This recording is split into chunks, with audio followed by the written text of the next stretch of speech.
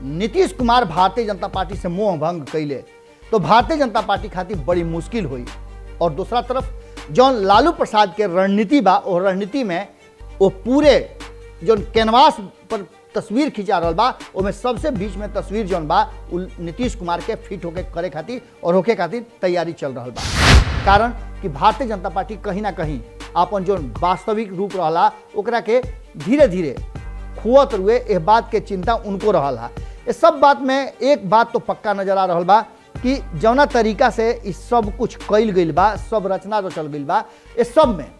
Bharatiya Janata party में भितरिया जो घाल मेल चल रहा बा और भितरिया जो मामला गड़बड़ा रहा बा ओकरा के लेकर के कहल जा रहा बा कि भारतीय जनता पार्टी अगर नीतीश कुमार कोई स्टेप लेता रहे भारतीय जनता पार्टी से अलग होके खातिर, तो एगो बात वो मान के चली कि पहले वाला बात नहीं है जो सुशील मोदी रहन। सुशील मोदी के अलावे अब जे कुछ भी नेतृत्व में चल रहा बा ओकरा में पार्टी के बृहद टूट के एगो अंदाजा लाग रहा है। लिस्ट में सबसे ऊपर नाम जौन बा वो नीतीश कुमार के रहे, लेकिन कार्यक्रम और इस तरीका से रचल गई रहा कि जौना में नीतीश कुमार और लालू प्रसाद के एक जगह भेंट होके, और जब भी भेंट होके तो बिहार और देश के राजनीतिक एक से एक दिग्गज वो जब पहुंच रहस वही खेल गंभीरता से कही जाई जौना के असर पड़ी। ये पूरे मामला में जौन वर्तमान परिस्थिति बा भारतीय जनता पार्टी भी बुझ गई बा कि कहीं ना कहीं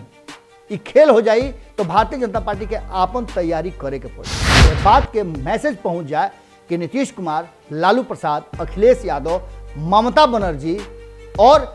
शरद पवार जैसा नेता, चंद्रबाबू नायडू जैसा नेता एकजुट हो गई बाड़े, कांग्रेस ओकरा साथे बा, तो ऐसा स्थिति में दिल्ली दरबार के खलबली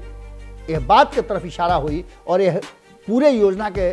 रूपरेखा तैयार भइला के बाद बिहार में भी जल्दी सत्ता परिवर्तन के रास्ता अख्तियार हो जाएगी।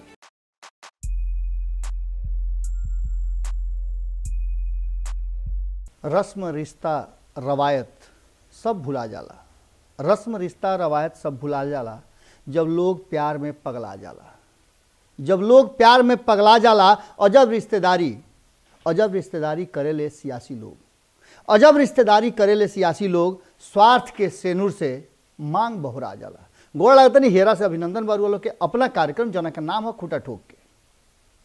खूब रुआ सुन लो। खब 2 दिन से मार रहुआ लोग कि यहाँ भले पूरी भेटाओ चाहे मत भेटाओ, लेकिन मज़ा तो जरूर आवत हुई कि एक दिन में 6 का बियाह शादी, मैंने बाकी सारा रस्म पूरा हो गई, लेकिन भाई सियासी रस्म रहल है। एकरा के रुआ जौना नाम से रुआ दी, लेकिन एक बात पक्का बा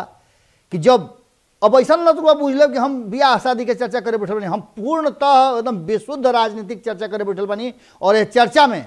आज के विषय बहुत गंभीर बा। गंभीर ऐसे बा कि फिर रुआ लोग कहब कि सरकार गिरे के सरकार बदले के बात करता नहीं। एकरा सिवाय दोसर कोनो बात होगा तो रुआ लोग बताई ना। रुआ लोग से पिछला हम 1 साल से पूछतानी, जहिया 2020 के चुनाव परिणाम आई रहे, बिहार के एक एक जनता से हम निहोरा कह के पूछतानी कि रुआ लोग बताई कि सरकार 5 साल चली, एक जवाब ना रउआ देनी, ना केहू दिलस, ना राजनीतिक लोग देता। हाँ, एक बात जरूर बा कि आधा मन से एक बात कहता लोग, जौन जना 4 गो मिल के बिहार के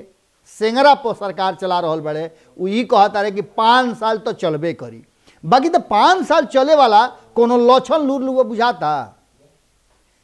अगर लक्षण लूर रहित तो हैसे खेला होला महाराज। जे 2 गो सबसे बड़ बड़ पार्टी बा ओकरा आपस में बनते नहीं खे,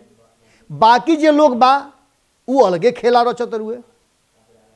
ए बीच में सबसे बड़का बात भइल कि रुआ एक बात देखले हो खब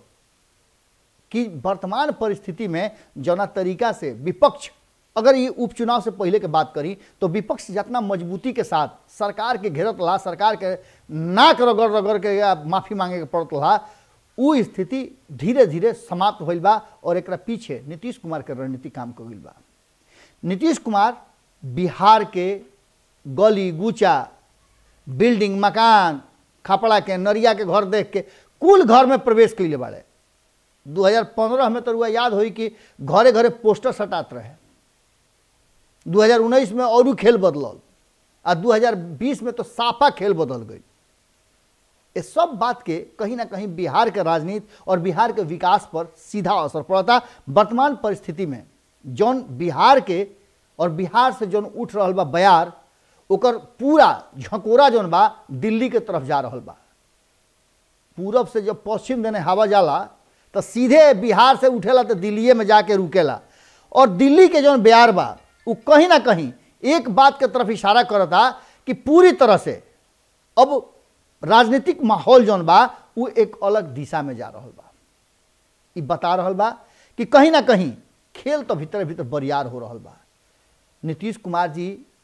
अचानक से गांव गांव शहर शहर घूम के नया नया उद्घाटन, नया नया लोग से बतियावल, विकास के नया बात कइल, पुरनका ढर्रा पर गइल, इस सब कौना तरफ इशारा करता कि कहीं ना कहीं नीतीश कुमार जी अपन तैयारी में लाग गई बड़े। ये तैयारी के बाद बिहार में राजनीतिक परिवर्तन के पूरा सुगबुगाहट तेज हो गई बा। और एकरा में जो वर्तमान राजनीतिक माहौल देख लो करुआ जितना आपस में उधम मचल बा वो एह बात के तरफ इशारा कर रहा बा कि कहीं ना कहीं दू गो जन खिलाड़ वाले बिहार के राजनीति के, लालू प्रसाद और नीतीश कुमार, ये बुझ गई बाड़े कि कौना ओर जा रहा बा बिहार के राजनीति। और बिहार के राजनीति जौना दिशा में जा रहा बा वो साफ तरीका से बता रहा बा कि कहीं ना कहीं मामला एक अलग दिशा में, एक अलग तरफ जा रहा बा। ये पूरे मामला के लेकर के तेजस्वी यादव के ब्याह से लेकर के और तेजस्वी यादव के पूरा फंक्शन भइला के बाद पटना में जो जश्न मनावे के तैयारी चल रहा बा और जब तैयारी में के पहुंची लोग से हम ए बात के चर्चा कैले रही कि लिस्ट में सबसे ऊपर नाम जौन बा वो नीतीश कुमार के रहे। लेकिन कार्यक्रम और एह तरीका से रचल गई रहा कि जौना में नीतीश कुमार और लालू प्रसाद के एक जगह भेंट होके, और जब भी भेंट होके तो बिहार और देश के राजनीतिक एक से एक दिग्गज वो जब पहुँच रहस वही खेल गंभीरता से कही जाई जौना के असर पड़ी। ए पूरे मामला में जौन वर्तमान परिस्थिति बा भारतीय जनता पार्टी भी बुझ गई बा कि कहीं ना कहीं ये खेल हो जाई तो भारतीय जनता पार्टी के आपन तैयारी करे के पड़ी। इस तैयारी में जना तरीका से भारतीय जनता पार्टी के भीतर और भारतीय जनता पार्टी, देखिए भारतीय जनता पार्टी के साथ सबसे बड़का समस्या का हो गई बा कि बिहार में ए बात के कहे वाला अगर ज्ञानेंद्र सिंह ज्ञानू कि बिहार में नेतृत्व विहीन हो गई बा, अकेला नहीं खन। ये बात के संजय पासवान भी कहले हैं और संजय पासवान ये बात के बहुत पहले से कहता रहा बड़े। उनकर तो कहना यहाँ तक ले बा कि नीतीश कुमार के संगे रहला से भारतीय जनता पार्टी बिहार में अपन जनाधार खो देले बा। बिहार में भारतीय जनता पार्टी के स्थिति बहुत खराब भइल जाता, भले ही सीट ज़्यादा जीत के आ गई होके, लेकिन एकरा में वास्तविकता से बड़ी दूर बनी जा। अगर सीट बेसी आई तो भारतीय जनता पार्टी के चाहत रहे कि जो ओकर जमीन हाथ में आ गई बा ओकरा के अपना कब्जा में ले ले। कहल ना जाला कि जोरू आ जमीन जबरदस्ती के चीज़ है, बल के चीज़ है, हुब के चीज़ है। अगर रुआ लग नहीं खे तो रुआ ओकरा पर आधिपत्य ना जमा सकीले। अब तो बहुत उदाहरण बदल गई बा, लेकिन वर्तमान परिस्थिति में जौन उदाहरण बा वो स्पष्ट तरीका से बता रहा बा कि लालू प्रसाद जौन तरीका के रणनीति रचल बाड़े वो रणनीति में नीतीश कुमार के मन डोले वाला निश्चित रूप से बा। और नीतीश कुमार के मन डोले खातिर एक बात तो पक्का बा कि लालू प्रसाद जमीन तैयार कर दिले बाड़े और ई जुटा करके नीतीश कुमार कहीं ना कहीं लालू प्रसाद के बतावल चाहता रहे, देखावल चाहता रहे कि तू हमरा पर भरोसा कर सकेला। ये बात रुआ लोग से पहले भी कहले रही। ये शादी में बहुत कम लोग जुटल है और जुटल सिर्फ परिवार से जुड़ल और हित नाता को जुटल रहन, लेकिन राजनीतिक लोग के इस तरह से बड़ी दूर रखल गई रहे। बहुत लोग के बात के मलाल रह गई बा कि हमरा पूरी काहे न भेटाई। जगता बाबू ए बात के कहले कि हमरा तो मालूम रहले रहे, हमरा से कहिए के गई रहन, बाकी तो पूड़िया ना भेटाइल। लड्डू बंटवले कल देखबे कहीं लोग लड्डू बंटवले। एकरा अलावे बहुत लोग के मलाल बा और बधाई के नाता तो लगातार आवते बा। भारत लाइव भी बधाई दिलस और खास करके नेता प्रतिपक्ष तेजस्वी यादव के आवे वाला जो जीवन होके, वैवाहिक जीवन बहुत सुखमय होके, एकरा खातिर हमनियों के ईश्वर से प्रार्थना करते हैं। कारण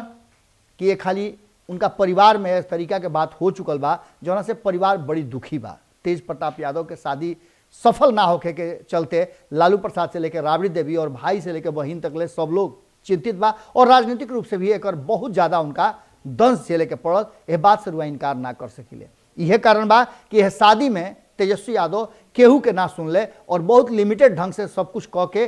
बढ़िया से एकरा के विधि विधान और रीति रिवाज से कैले। हालांकि वो शादी वही घड़ी पटना में भी होत रहे। भारतीय जनता पार्टी के कद्दावर नेता बाड़े, केंद्र में मंत्री भी रहल बाड़े संजय पासवान, जौन की भारतीय जनता पार्टी के बिहार के जो रचना बा संरचना बा और जिस दोनों तरीका के चल रहा बा सब कुछ ओकरा के लेकर के काफ़ी वो चिंता में भी रहे हैं। कारण कि भारतीय जनता पार्टी कहीं ना कहीं अपन जो वास्तविक रूप रहा ओकरा के धीरे धीरे खुआत रुए। यह बात के चिंता उनको रहा। ये सब बात में एक बात तो पक्का नजर आ रहा बा कि जौना तरीका से इस सब कुछ कैल गई बा, सब रचना जो चल गई बा, इस सब में भारतीय जनता पार्टी में भीतरिया जो घाल मेल चल रहा बा और भीतरिया जो मामला गड़बड़ा रहा बा ओकरा के लेकर के कहल जा रहा बा कि भारतीय जनता पार्टी अगर नीतीश कुमार कोई स्टेप लेता रहे भारतीय जनता पार्टी से अलग होके खातिर तो एगो बात रुआ मान के चली कि पहले वाला बात नहीं है जो सुशील मोदी रहन। सुशील मोदी के अलावे अब जे कुछ भी नेतृत्व में चल रहा बा ओकरा में पार्टी के बृहद टूट के एगो अंदाजा लाग रहा बा। कारण कि ऐसे बहुत लोग के ई बुझा रहा बा कि अब अगर परिवर्तन कुछ होता तो उनकर मंत्रिमंडल हाथ से निकल जाई और माननीय बने के और जो रोब दिखावे के रुआ देखल ही रही सदन के बाहर कैसे गेट पर रोब झाड़े खातिर भारतीय जनता पार्टी खेमा से मंत्री जीवेश मिश्रा के प्रकरण आई रहे।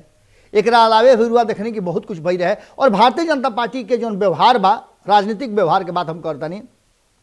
नीतीश कुमार के साथ हो रहा बा वो व्यवहार के लेकर के नीतीश कुमार भी अलर्ट मोड में बाड़े। अब इस सारा चीज के लेकर के जो लालू प्रसाद के स्थिति बा और लालू प्रसाद के रचना बा वो रचना से कहीं ना कहीं ये बात के अंदाजा लगावल जा रहा बा कि बिहार के राजनीति में बहुत कुछ बदले वाला बा। ये बात के दावा कहीं ना कहीं राष्ट्रीय जनता दल के कई गो नेता कर रहा बड़े। हालांकि तेजस्वी यादव के शादी वाला मामला पर एक खाली फिर से जदयू के नेता बाहर अले है और अलग अलग मुद्दा पर बात के दौरान जब तेजस्वी यादव से के शादी से जुड़ल मुद्दा पूछल गया तो इन लोग के कहना रहा कि उनका व्यक्तिगत मामला बा, पारिवारिक मामला बा और उनका के बधाई हमनी के पूरी तरह से दे तनी जा। लेकिन इस सब बात में जो सबसे ज़्यादा महत्वपूर्ण बात बा वही कि जौना तरीका से नीतीश कुमार के लेकर के और जौना तरीका से लालू प्रसाद पूरे मामले में जौन आपन स्थिति कैले बाड़े वो स्थिति से स्पष्ट नजर आ रहा बा कि बिहार के राजनीति में पूरी तरह से एक बात पक्का नजर आ रहा बा कि कहीं ना कहीं लालू प्रसाद और नीतीश कुमार के जौन ई नया कहल जा रहा बा कि भीतरे भीतरे प्लानिंग चल रहा बा वो प्लानिंग अगर सक्सेस हो जाता तो भारतीय जनता पार्टी खातिर मुश्किल जरूर पैदा कर दी। एक साथ साथ उत्तर प्रदेश सहित आवे वाला कई गो चुनाव बा, 5 राज्य में चुनाव बा, 2023 में भी कई राज्य में चुनाव बा और साथ साथ 2024 के भी चुनाव बा। ये पूरे माहौल के लेकर एक बात पक्का तौर पे नजर आ रहा बा कि अगर नीतीश कुमार भारतीय जनता पार्टी से मोह भंग कैले तो भारतीय जनता पार्टी खातिर बड़ी मुश्किल हुई। और दूसरा तरफ जौन लालू प्रसाद के रणनीति बा और रणनीति में वो पूरे जौन कैनवास पर तस्वीर खिंचा रहा बा उसमें सबसे बीच में तस्वीर जौन बा नीतीश कुमार के फिट होके करे खातिर और होके खातिर तैयारी चल रहा बा। ममता बनर्जी से लेकर के कांग्रेस तक सब कोई लालू प्रसाद के कोनो ऐसा प्रस्ताव हुई जना के लेकर के भारतीय जनता पार्टी के घेरे के रास्ता बनी तो ओकरा से केहू के इनकार ना हो सकेला। यहाँ तक ले कि खासकर अखिलेश यादव के वो शादी समारोह में हुआ तस्वीर देख करके और उनका तस्वीर बाकी लोग के तस्वीर के अलावे अखिलेश यादव के तस्वीर मीडिया में साझा करना एक मतलब रुआ सांकेतिक भाषा में समझ सकता नहीं कि पूरी तरह से प्लानिंग वे में काम चल रहा बा कि अखिलेश यादव के ऊपर पूरी तरह से फोकस अब के लिए उत्तर प्रदेश में कई जा रहा बा और कांग्रेस भी हो सकेला तो बहुत जल्दी ये अभियान के हिस्सा हुई जना में भारतीय जनता पार्टी के रोके खातिर हर तरह के त्याग करे के जौन कांग्रेस सहित अन्य विपक्षी दल जौन जहां जहां भारतीय जनता पार्टी से आक्रांत बाड़े, परेशान बाड़े, डेराइल बाड़े उस सब लोग एकजुट हुई। ममता बनर्जी के जौन एक्ट रहा ओकरा पर विराम लाग चुकल बा और प्रशांत किशोर के नाम अगर लुआ लेके आवता नहीं तो ये प्रशांत किशोर के भी रणनीति सिर्फ ए मामले पर अगर देखा जाओ अगर स्टेट फॉरवर्ड जो बात कह रहा बाड़े और अगर वो सच्चाई बा तो प्रशांत किशोर के भी एह लाइन पर काम करे के पड़ी कि भारतीय जनता पार्टी के पीछे करे खातिर, बैकफुट पर ले जाए खातिर यदि कोई गठबंधन बनता तो हमें नीतीश कुमार निश्चित रूप से बाड़े, कांग्रेस निश्चित रूप से बा, और लालू प्रसाद के हमें लीड बहुत जरूरी बा। ये पूरे बात के लेकर के कहीं ना कहीं अगर सही ढंग से जो उनकी राजनीतिक विश्लेषक लोग के बीच में चर्चा हो रहा बा और राजनीतिक गलियारा में जो बात हो रहा बा, वह बात के तरफ इशारा कर रहा बा कि कहीं ना कहीं प्रशांत किशोर यदि भारतीय जनता पार्टी के वास्तव में 2024 में रोके के कोशिश करे के फेरा में बाड़ा, ओकरा खातिर रणनीति बनावता रहे, तो उनका यह योजना के तहत लालू प्रसाद, कांग्रेस और कहीं ना कहीं अखिलेश यादव के साथ नीतीश कुमार के जोड़ते हुए गठबंधन के कोशिश करे के चाहिए। अगर यह कोशिश में कामयाब हो जाता रहे तभी कहीं ना कहीं नरेंद्र मोदी के रोके के एक बड़ा व्यवस्था हो सकेला और एक रणनीति और रचना कहीं ना कहीं रचा रहल बा। और एकरा से एक बात जरूर हुई कि अगर दिल्ली दरबार में यह बात के मैसेज पहुंच जाए कि नीतीश कुमार, लालू प्रसाद, अखिलेश यादव, ममता बनर्जी और शरद पवार जैसे नेता, चंद्रबाबू नायडू जैसे नेता एकजुट हो गई बाड़े, कांग्रेस ओकरा साथे बा, तो ऐसा स्थिति में दिल्ली दरबार के खलबली यह बात के तरफ इशारा हुई और यह पूरे योजना के रूपरेखा तैयार भइला के बाद बिहार में भी जल्दी सत्ता परिवर्तन के रास्ता अख्तियार हो जाए।